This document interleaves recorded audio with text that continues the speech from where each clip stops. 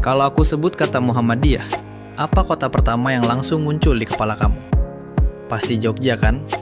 Atau area Jawa sekitarnya? Wajar sih. Tapi kalau kamu mikir organisasi ini cuma jago kandang dan cuma besar di Pulau Jawa, kamu salah besar. Bersiaplah buat kena mental, karena raksasa sesungguhnya justru lagi menguasai luar Jawa. Di video ini, aku akan sharing tentang peta kekuatan Muhammadiyah yang tidak banyak dibicarakan orang.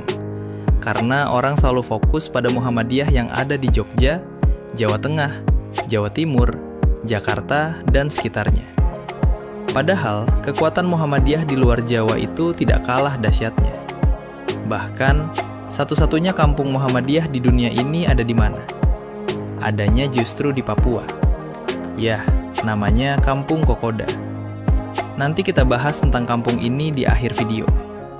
Setelah nonton video ini sampai habis, aku harapnya kamu memiliki sudut pandang baru terhadap Muhammadiyah.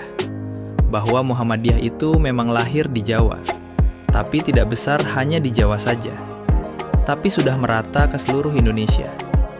Kalau kamu suka sejarah tentang gimana sebuah ide bisa menaklukkan lautan dan mengubah peradaban, cerita ini bakal bikin kamu merinding bangga.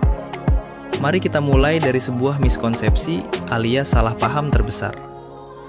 Banyak orang ngira Muhammadiyah itu identik sama kultur Jawa karena didirikan oleh Kiai Haji Ahmad Dahlan di Jogja tahun 1912.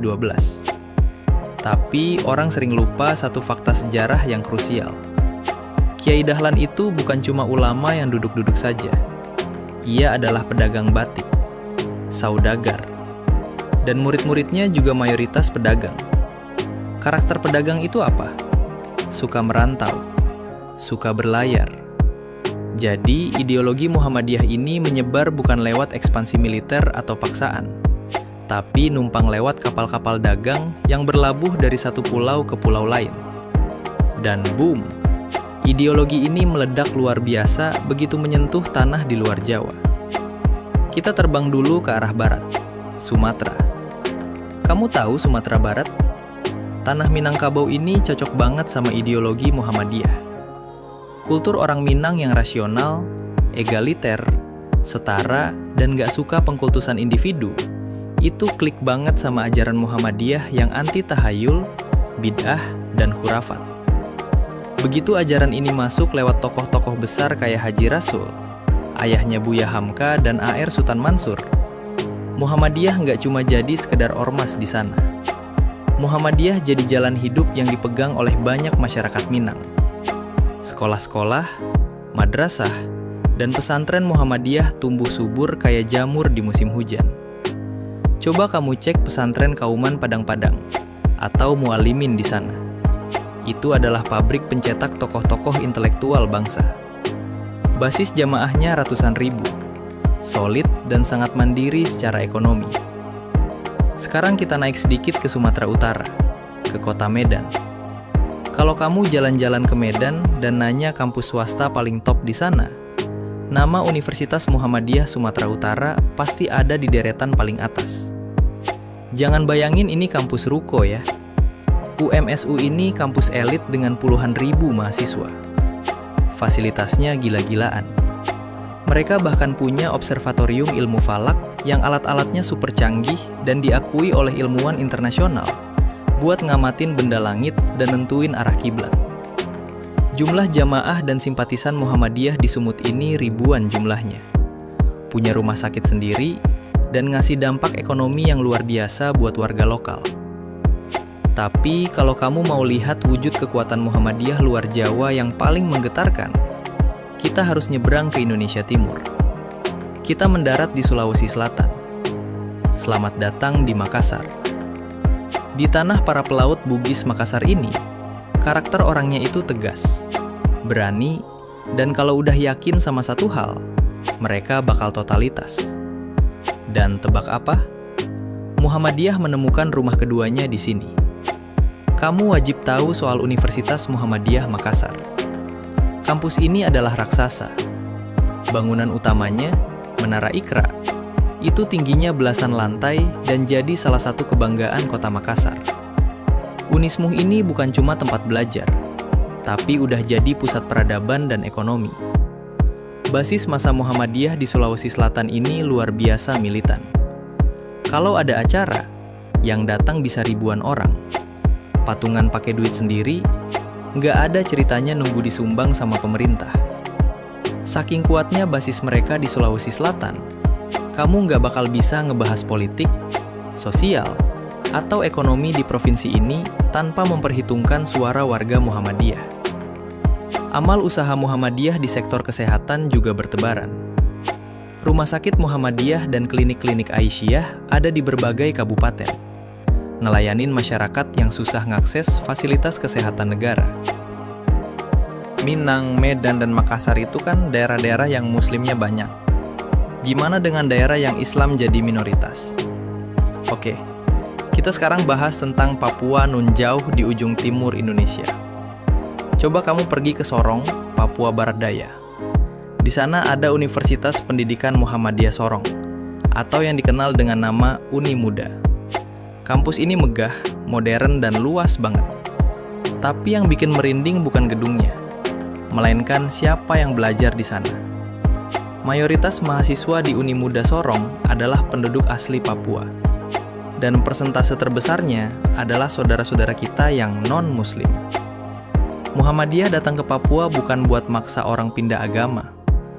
Kiai-kiai dan dosen Muhammadiyah terbang ribuan kilometer dari Jawa dan Sulawesi ke tanah Papua, buat membangun kampus, mendidik anak-anak Papua biar jadi sarjana, biar jadi guru, biar mereka bisa mandiri dan membangun tanahnya sendiri. Dan di kampus itu, mahasiswa non-muslim sama sekali tidak dipaksa untuk masuk Islam. Padahal tentu kita tahu, Muhammadiyah adalah organisasi Islam. Justru, di sana toleransi tumbuh dan berkembang. Dari sini muncul istilah yang mungkin kamu nggak asing, yaitu Kristen Muhammadiyah, atau Krismuha. Orang-orang Kristen yang kuliah atau sekolah di Muhammadiyah, namun tetap beragama Kristen.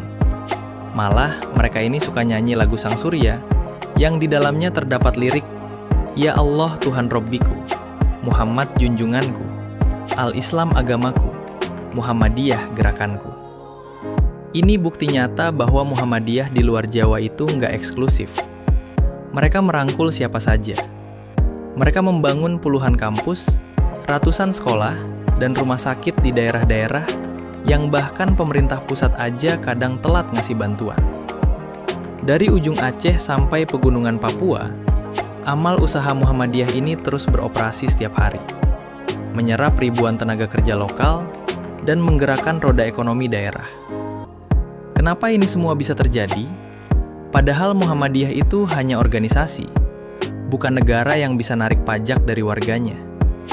Tapi di Muhammadiyah, jamaahnya memberi lebih banyak dan lebih ikhlas daripada ketika mereka membayar pajak. Mayoritas amal usaha Muhammadiyah itu dibangun dari dana jamaah secara sukarela. Bahkan jamaah di akar rumput sendirilah yang ingin mendirikan TK, SD, rumah sakit, hingga membeli mobil ambulans untuk masing-masing desa. Gerakan berderma ini tumbuh begitu saja di berbagai daerah di Indonesia. Inilah yang membuat Muhammadiyah kuat di mana-mana. Amal usahanya terus tumbuh tak kenal waktu. Banyak partai politik atau organisasi elit yang datang ke daerah luar Jawa cuma 5 tahun sekali.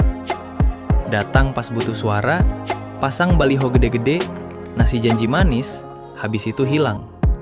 Tapi Muhammadiyah, mereka datang pakai kapal laut atau pesawat perintis. Mereka patungan beli tanah. Mereka letakkan batu pertama. Mereka bangun sekolah, mereka bangun rumah sakit, dan mereka nggak pernah pergi. Mereka menetap dan membesarkan anak-anak daerah tersebut. Ini jadi implementasi terbaik dari apa yang disebut dengan Islam berkemajuan.